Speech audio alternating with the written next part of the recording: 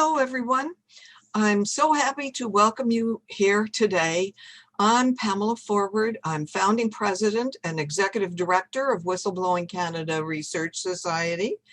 And first, I'm going to tell you a little bit about our organization. We are a nonprofit registered charity, and our purpose is to advance education and understanding of the whistleblowing phenomena through research and to disseminate results publicly. Our mission is to improve the practice of whistleblowing for the benefit of whistleblowers and Canadians at large, and accountability in Canadian organizations by encouraging public policy dialogue and development through workshops, conferences, lectures, and advocacy. And I'm here today with Dr. Paloma Rago, who teaches in the School of Public Policy and Administration at Carleton University. She's also a founding director of Whistleblowing Canada. Following the presentation, she will moderate the question and answer session. And I have the honor today to be the presenter for this first in a series on vital topics on whistleblowing. Today, we will talk about organizational cultures and why the environment in so many organizations is not conducive to raising concerns without a storm of defensiveness and emotions, or worse. Recent events in the US have flagged for us the extremes that occur when disinformation is everywhere and truth tellers are undermined and suppressed. Now more than ever, during this time of pandemic, is the time to talk and share what we know about this problem of culture and whistleblowing and reprisals. Answers are not immediately visible or understood, as otherwise, surely there'd be no such problem. So I'll start by telling you what I'm going to do. First, I'll lay out the key questions. Then we'll consider why we should care about whistleblowing and whistleblowers. Then we'll briefly look at the major findings of our foundational study called Law, Culture, and Reprisals, a qualitative case study of whistleblowing and Health Canada's drug approval process. Then we'll expose the invisible forces driving punishment for whistleblowers. And finally, we'll talk about what we can do about this. So then, the first item we want to address, the key question: why do reprisals occur? Why is a person with inside knowledge of behavior harmful in some way to people, to the organization, or even our way of life subjected to punishment? Often devastating to career, to finances, to psychological well-being, family relationships, colleague relationships, and so on.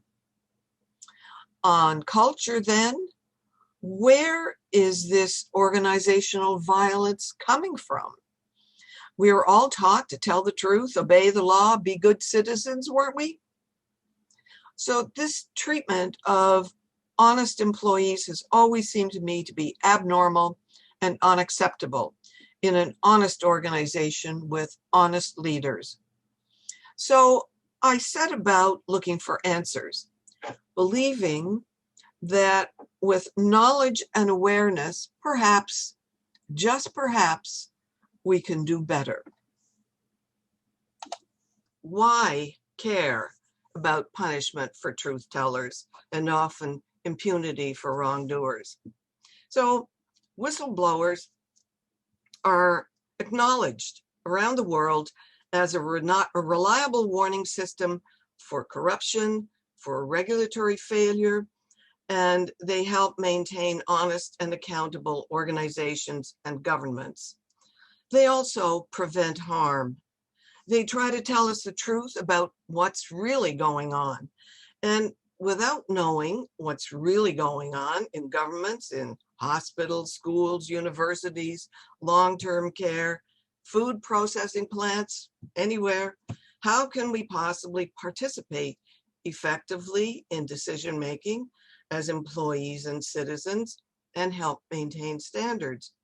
Some professionals are required to go up the line to report wrongdoing. For example, lawyers, nurses, and engineers, and they're punished for this. They could lose their licenses if they didn't. So this, to me, is abnormal behavior. It harms us. It harms our organizations, our people, our democracy, and it fosters a culture of injustice and impunity.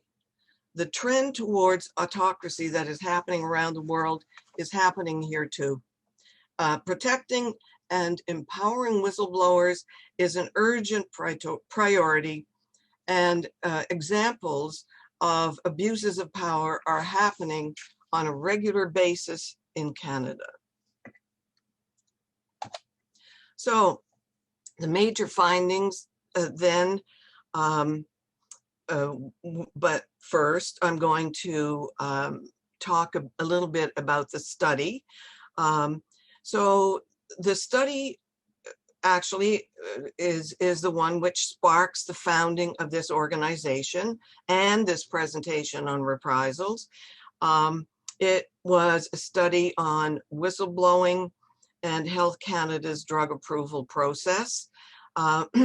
This was a deep dive into the facts of a high-profile whistleblowing case on drug safety in the mid-90s. It saw the whistleblower first demoted and career advancement sidelined for doing her job. She was the most senior medical decision maker on the safety of drugs whose manufacturers were seeking market approval. Her authority and decision on a certain drug was overturned by a non-physician, eventually acknowledged by a tribunal and a court to not have the competence to make such decisions. And secondly, she was denigrated by the courts after she resigned some years later to speak publicly on another controversial drug for exposing what the evidence showed to be lax oversight on drug approvals and too close a relationship between the regulator, Health Canada, and drug manufacturers. She was a witness in a related court case. The problems continue to this day. The study identified many system flaws which resulted in an acknowledged unsafe drug being kept on the market. And I do believe that this actually is the first in-depth study on whistleblowing that has taken place in Canada. Anyway, we did the study to attempt to explain this strange, aberrant behavior of punishment for truth tellers and impunity for wrongdoers through the lived experience of a whistleblower in a major case affecting large numbers of people. Examples of dysfunctional culture, in this case, the characteristics were deception. The misinformation actually went all the way up the line to the deputy minister, from there to the minister, to Parliament, and to the Canadian public. Conflict of interest, secrecy, impunity, and in general, a culture of self-interest over public interest. So then, these are the major findings that lead to reprisals. First, weak, ineffective whistleblower protection legislation. At that time, there was just a policy. Dysfunctional organizational culture, dysfunctional political culture, attitudes and beliefs detrimental to whistleblowers in the courts. And the big surprise was we discovered that legislation alone will not protect whistleblowers. Culture counts. If you introduce legislation into a non-welcoming or even a hostile culture, it will not be properly upheld. So then I'm going to pull out from this list, dysfunctional organizational culture. We'll be conducting webinars on all of the others eventually, but today we're going to look at organizational culture and whistleblowing. So first, a few definitions. Culture in this context is a combination of leaders' model behavior, policies articulated, rewards for behaviors demonstrated, and the collective behaviors of members of the organization, and how that all comes together in a system of shared meaning. So the subordinates take their cues and signals from leaders. Theory means an explanation that has evidence to back it up. So when I started, I first looked to see what the existing literature said about reprisals, and then I compared that with what I found with the experience of the whistleblower for relevance. And for the most part, they matched. The literature told me that no one explanation was satisfactory. However, I found a number of explanations that were relevant, and together they provide a very good understanding of the reprisal problem. These theories build on power-based explanations to include psychological and sociological explanations, and that is not to diminish in any way the importance of power-based explanations. And just to give you an example of their importance, one researcher concluded that to run up against an organization is to risk obliteration. Another from a former vice president of a corporation, he said, what is right in the corporation is what the guy above you wants from you. That is what morality is in an organization. Or another from Nielsen on regulators. He cites political pressure and deregulation as part of the picture. Pressure from politicians who appoint the deputy ministers in governments is to ignore whistleblower cases related to sources of financial and political support. So today, then, we're going to look more closely at psychological and sociological explanations and to try to explain this abnormal behavior of reprisals, even in the face of protective legislation. And for a full understanding, we're going to consider what is going on in the environment around us and inside organizations and inside ourselves that perpetuates reprisals. So next, and you're going to have to really stretch your imaginations here and believe that this is a society, it's an environment, and those little ovals in the middle are organizations. The big circles represent the mechanisms that we rely on to check organizational abuses of power, the courts, the impartial decision maker in pursuit of justice, and on this side, parliamentary standing committees in the case of federally regulated organizations, and in the case of large government departments that serve Canadians, they provide an oversight function. So then it is asserted that organizational misconduct is a result of social and cultural factors in our society and the environment in which organizations exist. These elements in the environment that facilitate this are competition, economic success as a culturally approved goal, and the erosion of norms supporting legitimate procedures for achieving success. So the external environment then impacts an organization's internal environment and can spark misconduct. And when you see misconduct, you can also see whistleblowing.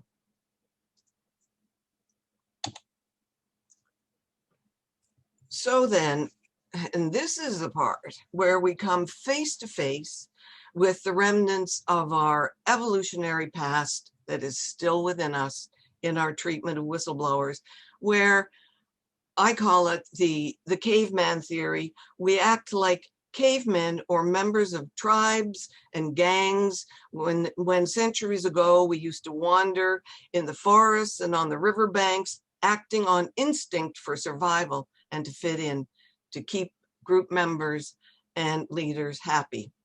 So whistleblowing then triggers cognitive and emotional forces as it is perceived as a threat to ego, to group, or system. And this results in moral justification and moral emotions of anger, fear, shame, and moral disengagement, which cause people to act. These are very uncomfortable feelings. They often project on others. So we then see reprisals occurring. So there are individual factors and organizational factors, and the extent to which these exist in the organization will influence if reprisals are more or less severe. So I'm going to pull out a few from each in the interest of time. So from the individual side, we'll look at obedience to authority and conformity. On obedience to authority, there were a number of very important experiments that took place in the 70s.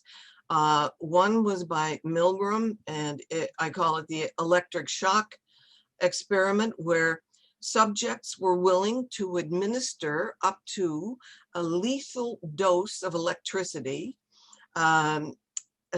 to the participants to please the supervisor. The other one, which was a very controversial one, called the Stanford Prison Experiment, they were both conducted around the same time in the 70s. This was a group of students who were role-playing prisoners and guards. And the guards became so cruel in order to, what they believe was please the supervisor, that they had to stop a 12-day experiment in 6 days. The prisoners became extremely depressed and extremely stressed.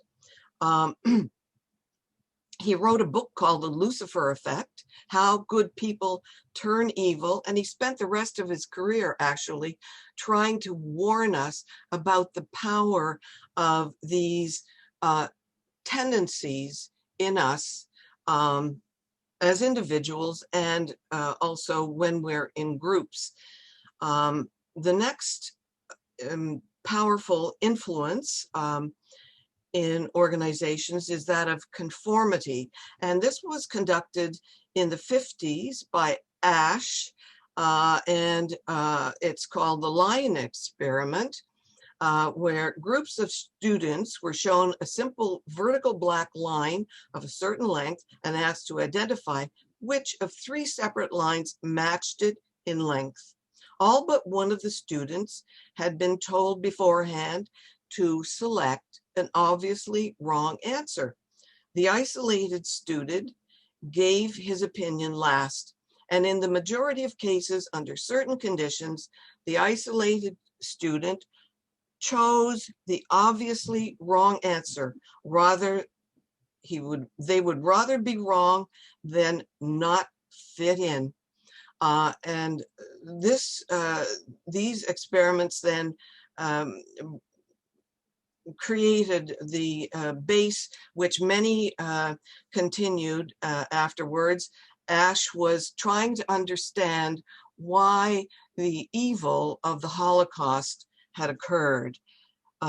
So on the organizational side, I'm going to pull out and take a closer look at ethical climate, and then response to error or criticism, called the learning organization. So on ethical climate, the organizational determinants of ethical dysfunctionality are structure, leadership, and culture. Structure, such as the strict vertical hierarchies, these are the ones that foster ethical dysfunctionality, according to these researchers. Leadership, of course, has a big impact on culture, and the cues and signals picked up by subordinates from leaders' behaviors. These researchers also wrote a book chapter called Evil at Work in the Foundations of Organizational Evil. Evil is a word that is hard to consider in this context, but I do believe it's necessary that we confront it and name it if we ever want to conquer it. The dysfunctional dozen then are characteristics that these researchers have identified of a dysfunctional climate, and they suggest that they can be adapted for use by organizations to conduct ethical audits in their own organizations. So here they are then. And I'm just going to pick out a few. If you want to read descriptions, I go into them in depth in the paper, Law, Culture, and Reprisals. But in the interest of time, today I'm going to discuss impiety and impunity, as I think there are current examples in Canadian society that will come to mind. So one of the characteristics then of a dysfunctional ethical climate, impiety. It's described as demonstrated disesteem and contempt for employees, uncivil and discourteous tone of interactions, a sense that the organization is more important than its members, employees are bullied and harassed, and there's competition for attention rather than direction toward the work of the organization. So in case you didn't think about it, it seems to me that this describes adequately the office of the former Governor General of Canada. On the impunity characteristic, it's described as lack of accountability and blaming others. Procedural issues are cited to deflect blame and protect from responsibility. There's a pathological form of favoritism and existence of character, truth, keeping obligations and promises are malleable and exercised at the individual's discretion and by personal preference. And a few examples that come to mind in Canada are the SNC Lavalin affair and the WE scandal. And of course, the most prominent is that of the former US president. Next, the learning organization. So learning in an organization is about detection and correction of error and dealing with criticisms.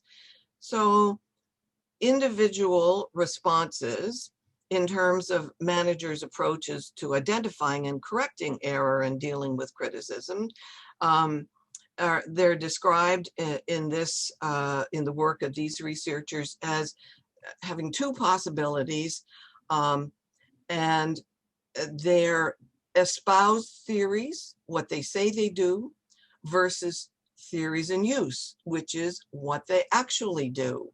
And theories in use can either be defensive, aimed at maintaining the status quo, or reflective, which cuts through the defensiveness to actually listening and looking at values underlying what they're doing, and consider, why do we do what we do? In modern times, I think we'd call this a speak up and listen up culture. So a learning system is a combination of structure and theories in use by individuals. This makes up the behavioral world, or another word is culture. Structure is about if decision-making is hierarchical, centralized, or decentralized, with decision-making power shared at different levels of the organization. So the next two slides describe, and I'm going to skip them again so we can spend more time on the last one, but these are the characteristics of a closed defensive learning system, which you can quickly see. And the next is the characteristics of an open reflective learning system, which shares power and is the opposite of the first one. So now we're going to come to the last slide. What can we do about reprisals? So if you look at this list, there's a really long list for organizations and not so long a list for individuals. So I'm just going to briefly look at the first one, leaders and leadership. So as we said, leaders' behaviors impact cultures, and that goes for political leaders and organizational leaders. What is needed is sincere commitment, not lip service. Everyone is accountable to the law, including leaders. So for change to occur, political leaders need to go first, and bureaucracies will follow. They take cues and signals from the leaders.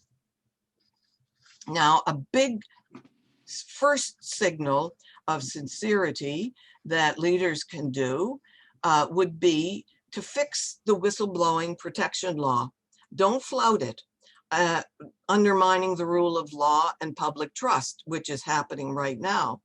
The next thing leaders could do would be to fix standing committees. They don't work now, and with electoral reform and proportional representation, they have a much better chance of doing the oversight function that they were set up to do. Next, I'm going to, I mean, each of these could require a separate webinar, but for today, we'll focus a little more on what individuals can do. And one of the reasons why we conducted this webinar was to raise awareness so that individuals could become more self-aware about these forces that persuade us and influence us to do things that we wouldn't do if we were our autonomous selves in our own homes. And we need to show a willingness to transform and aspire to higher ideals versus becoming subject to our caveman instincts. And training can help overcome this. We can aspire to using what we should have achieved as the modern humans, which is using our intellect, discernment, and values as we navigate the world. So training then, I point you to the website of Zimbardo. called The Lucifer Effect. They have a lot of cues and tips for resisting unwanted influences. And the other one, which really gave me a lot of hope, because it's about human learning systems and a lot of the principles on the learning organization you'll find there, and they're actually being put into practice with governments and NGOs working together to implement policy. So just a final word, it struck me while looking at this long list of what organizations should do versus individuals, I considered, so who has the biggest task here? Will leaders actually lead on this issue, or do they need to be inspired? And I think we know the answer. Who will inspire them? And I think we know that answer too. That is you and me. We'll inspire them with evidence-based knowledge and communication of what we accept as normal. And I invite you to join us and to sign up for updates on our research, on campaigns, and support them if you can. And remember that knowledge is power, and in Canada, power is people. So with that, I'll turn it over to you and Paloma, and if you would like to ask questions, let's get the conversation going. We've developed a set of talking points, evidence-based talking points for those wanting to help change erroneous beliefs about whistleblowing. We're going to put these resources on the website, and it's a set of points to help those who we need to change the narrative. We need to change how, the stigma. And so these are the truths to counter some of the misunderstandings and confusions and things that are hanging on, from, one of my big ones is loyalty, and where does this imperative for loyalty come from, and where does this condemnation of somebody who speaks up and speaks the truth, how can they be seen as and called disloyal by the courts? So anyway, I don't want to go on into a big lecture on it, but these are some of the kinds of things that we hope people will join us in trying to turn things around. We change the narrative, I think, is a first step, a small first step that people can try to do.